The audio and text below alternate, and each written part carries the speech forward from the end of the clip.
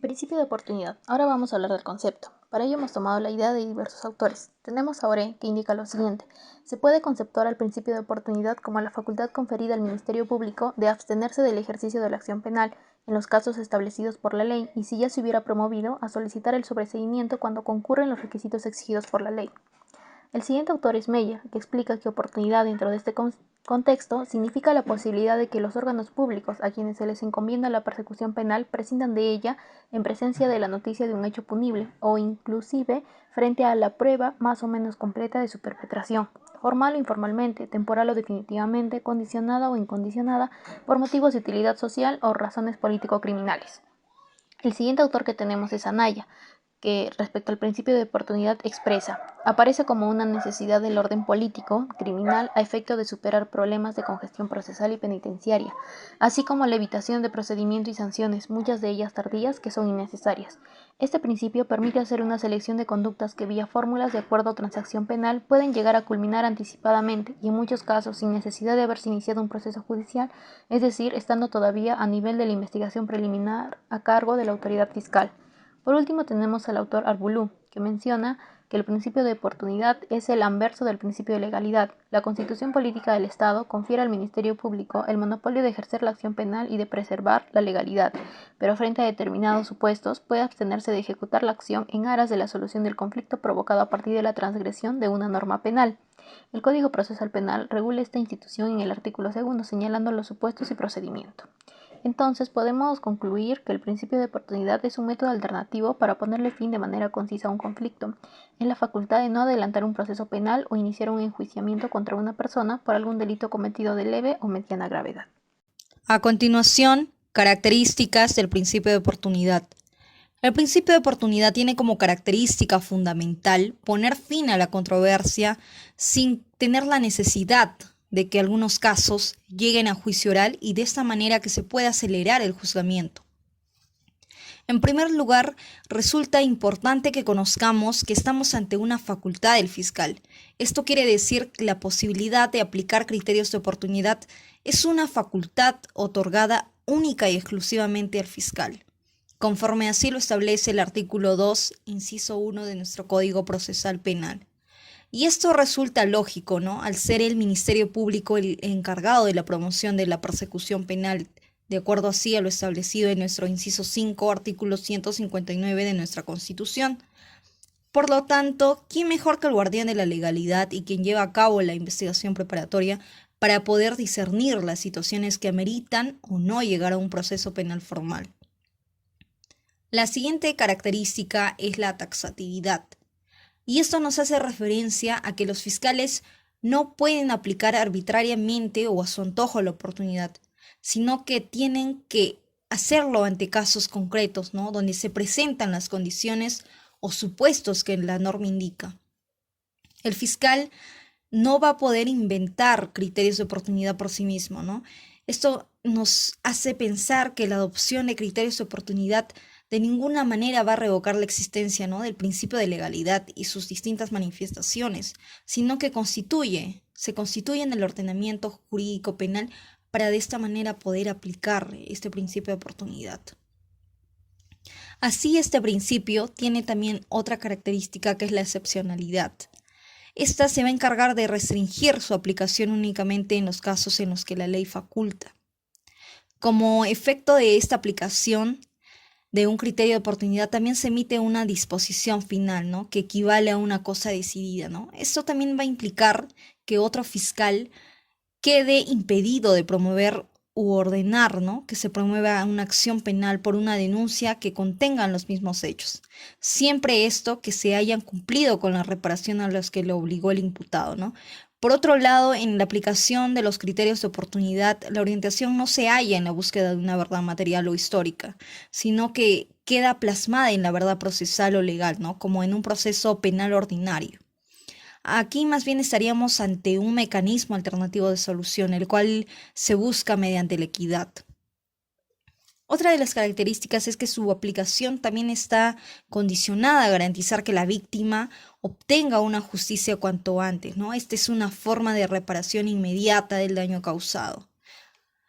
Esta solución de equidad va a conllevar, por ende, a que no se busque investigar los detalles del ilícito cometido, ¿no? Sino que basta con una gran probabilidad de la autoría del hecho por parte del imputado. Esto vendría a ser la verdad formal, el daño infligido al agraviado y de las posibilidades reales de privilegiar la composición del conflicto mediante un acto de reparación. Por último, el Instituto del Principio de Oportunidad también está pensado para evitar un proceso judicial, ¿no? Pues esto nos va a procurar que se pueda dar una solución a este conflicto en sede fiscal, obedeciendo a las razones de utilidad. Muy bien, ahora vamos a tocar el tema de la procedencia del principio de oportunidad. Antes, cabe recordar que el principio de oportunidad es una herramienta utilizada por el fiscal para abstenerse de la acción penal o de la persecución penal del delito, con la finalidad de tener una reparación del daño de forma célere, eficaz, económica, pero sobre todo humanitaria. Tanto así que por la doctrina ha sido considerada como una forma de solución de autocomposición del conflicto penal. Esta herramienta, al ser tan poderosa y beneficiosa para las partes, pues requiere que su uso sea establecido en una serie de requisitos y lo encontramos en el nuevo Código Procesal Penal, exactamente en el artículo 2, el numeral 1, en la cual vamos a pasar a detallarlo. Por ejemplo, el inciso A habla sobre la autor víctima y se trata de cuando el agente haya sido afectada gravemente por las consecuencias de su delito, culposo o doloso, siempre que este último sea reprimido con pena privativa de libertad no mayor de 4 años y la pena resulte innecesaria. En este caso, se va a aplicar el principio de oportunidad tanto para el delito culposo como para el doloso. Sin embargo, para el delito doloso requiere dos requisitos: que la pena no sea mayor de 4 años y la pena sea innecesaria. El inciso B nos habla sobre la lesividad menor, que quiere decir que el principio de oportunidad va a proceder cuando se trate de delitos que no afecten gravemente el interés público, salvo cuando el extremo mínimo de la pena sea superior a los 2 años de pena privativa de libertad o hubieran sido cometidos por un funcionario público en ejercicio de su cargo. Un ejemplo en el cual puede operar el principio de oportunidad por este inciso sería en el caso del delito de ejercicio ilegal de la profesión. Ahora bien, el inciso C nos habla sobre la mínima culpabilidad y nos refiere cuando el fiscal aprecie que concurren los supuestos atenuantes de los artículos 14, que nos hablan sobre los errores de tipo, el artículo 15, 16, 18, 21, 22, 25 y 46 del Código Penal, y se advierta que no existe ningún interés público gravemente comprometido en su persecución. No será posible cuando se trate de un delito conminado con una sanción superior a 4 años de pena privativa de libertad o cometido por un funcionario público en el ejercicio de su cargo. De estos tres incisos tenemos que por ningún motivo, cuando se trate de un funcionario público, va a proceder el principio de oportunidad, y tampoco cuando la pena del delito cometido supere los 4 años de pena privativa de la libertad. Muy bien, y el artículo 2 también nos habla sobre los delitos ambientales, específicamente en el numeral 8, pero en lo que se refiere a la minería ilegal, ¿no? Y nos dice que el fiscal va a poder abstenerse de ejercer la acción penal luego de la verificación correspondiente en los casos en que el agente comprendido en la comisión de los delitos previstos en los artículos 307A al 307E del Código Penal, es decir, minería ilegal, suspenda sus actividades ilícitas de modo voluntario, definitivo e indubitable, comunicando este hecho al organismo de evaluación y fiscalización ambiental mediante un instrumento de fecha cierta. Es decir, para que proceda la abstención del ejercicio de la acción penal en este caso, requiere una verificación. Y en esa verificación, pues, ¿qué va a ver el fiscal? Que el ilícito haya suspendido totalmente e indubitablemente esa acción ilícita. Es decir, verifica y también comunica el hecho al organismo de evaluación y fiscalización ambiental, que en este caso sería la OEFA, mediante un instrumento de fecha cierta.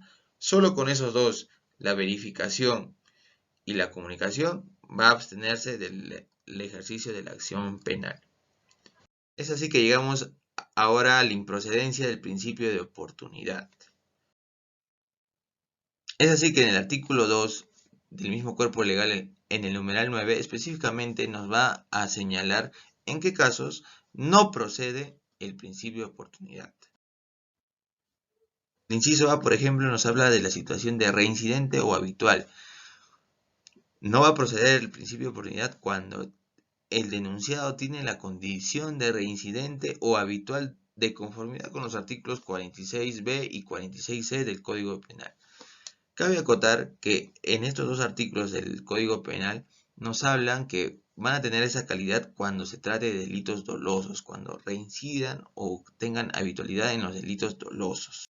Ahora, el inciso B nos habla cuando ya el denunciado fue beneficiado con este principio de oportunidad anteriormente y por delitos de la misma naturaleza. Y nos dice así, que sin tener la condición de reincidente o habitual se hubiera acogido al principio de oportunidad o de acuerdo reparatorio en dos ocasiones anteriores, dentro de los 5 años de su última aplicación, siempre que se trate de todos los casos de delitos de la misma naturaleza o que atenten contra un mismo bien jurídico.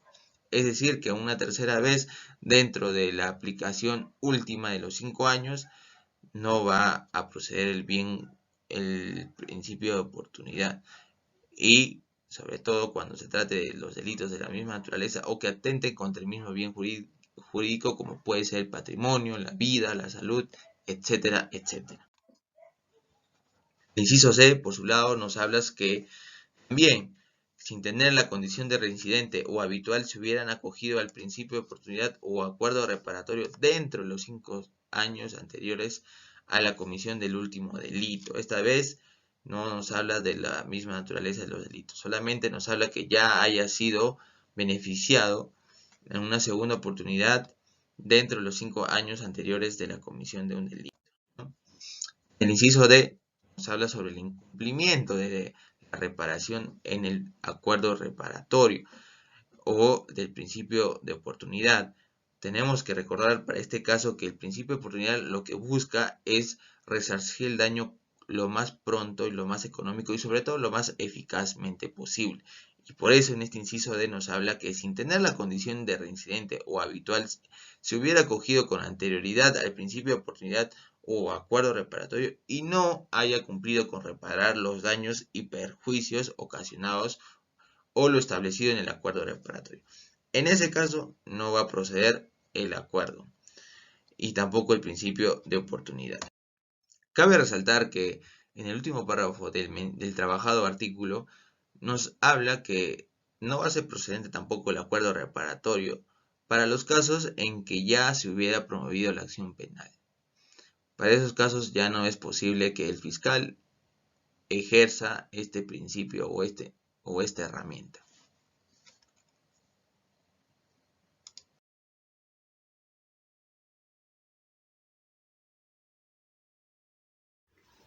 Trámite en el principio de oportunidad.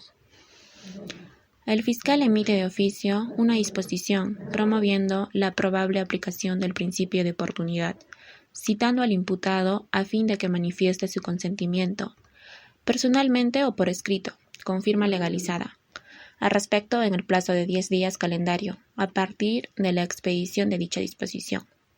En caso el imputado no concurra personalmente al despacho fiscal o no manifieste por escrito su consentimiento, se continuará con la investigación. Si el imputado manifestare su conformidad, el fiscal en el plazo de 48 horas procederá a citar a la audiencia única de principio de oportunidad, la misma que deberá llevarse a cabo dentro de los 10 días calendarios siguientes a la citación. Seguidamente, el fiscal deberá citar al imputado, al agraviado y al tercero civil si es que lo hubiese.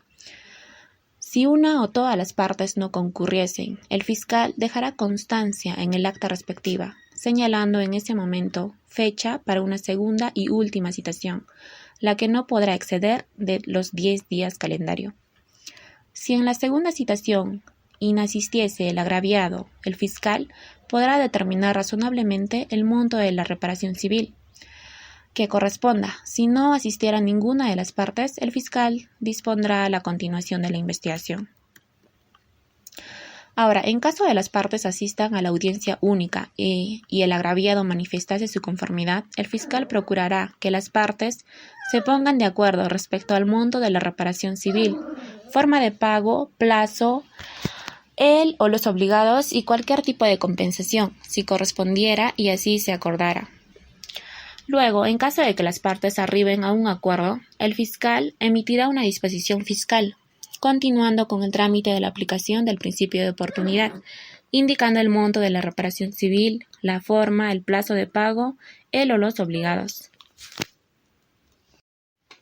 Cuando el agraviado presente en la audiencia no estuviese conforme o no hubiese asistido, el fiscal podrá continuar con el trámite iniciado, estableciendo el monto de la reparación civil, la forma, el plazo de pago y él o los obligados, elevando en consulta lo actuado a la Fiscalía Superior Penal de turno, o si lo considera dar por concluido el trámite. En este último caso, continuará con la investigación. En caso el agraviado o el imputado no estén conformes con el monto de la reparación civil o el plazo para su pago, el fiscal podrá establecerlos. Para tal efecto, cualquiera de las partes podrá interponer el recurso de apelación contra el extremo objeto de desacuerdo. No será necesaria la referida audiencia si el imputado, el agraviado y el tercero civil, de ser el caso, llegan a un acuerdo y éste consta en instrumento público o documento privado legalizado notarialmente. El plazo de pago de la reparación civil no excederá de los 9 meses. Si él o los obligados no cumpliesen con el pago íntegro de la reparación civil dentro del plazo máximo acordado, el fiscal dispondrá lo conveniente. En caso el pago de la reparación civil ha sido establecida en cuotas, ante el incumplimiento de una de estas, se requerirá al imputado el cumplimiento de su obligación, bajo apercibimiento de dar por concluido el trámite y disponer lo conveniente. Luego satisfecha la reparación civil, el fiscal expedirá la disposición fiscal de abstención del ejercicio de la acción penal.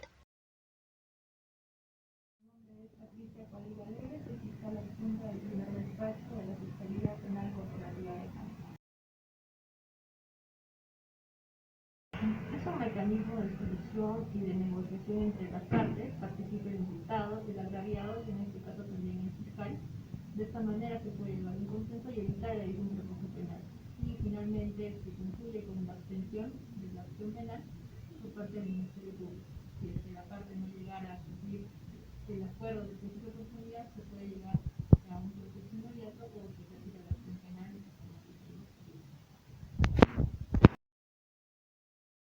La parte imputada, en el caso del fiscal, puedes proponer a la parte si es que quieren llegar a un principio y cita a ambas partes para llegar a un acta o hacen una audiencia a fin de llegar a un acuerdo. En la previa comunicación con las partes y el imputado se quiere llegar a un acuerdo, por ejemplo en la conducción a estado de ebriedad, lo hace conocer así a su abogado defensor, lo comunica al Ministerio Público y se hace un acta del principio de oportunidad en la que participa tanto el imputado, su abogado defensor. En este caso de conducción a estado de ebriedad, participa el agraviado, que se considera el procurador del Ministerio de Transportes, y mi persona, en la que el imputado acepta los hechos y se llega a una reparación civil conforme al dosaje clínico que ha salido en su certificado y se compromete a hacer el pago usualmente en una cuota y no en cuotas, y se le pone en esta acta que si no se llega a cumplir con el pago se va a ejercer la acción penal o en su defecto se va a hacer un proceso inmediato. Entonces firman las partes intervinientes y esa acta ya se tiene para cumplimiento de las partes. Si es que llegara a cumplir la parte con el pago de la reparación civil, se hace la disposición de abstención y en caso no cumpliera, en el caso por ejemplo de conducción en estado de ebriedad, hacemos un proceso inmediato ante el juzgado.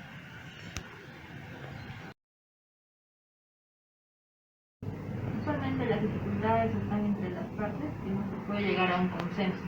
Incluso en el pago de la reparación civil, la dificultad es que si es un monto elevado, la parte no puede llegar a cumplir al pago de este monto, o en el caso lo hiciera y se comprometiera a hacer el pago en cuotas, usualmente no lo hace, ¿no? Y somos nosotros, en el Ministerio Público, los que tenemos que estar pendientes si ha pagado o no la reparación.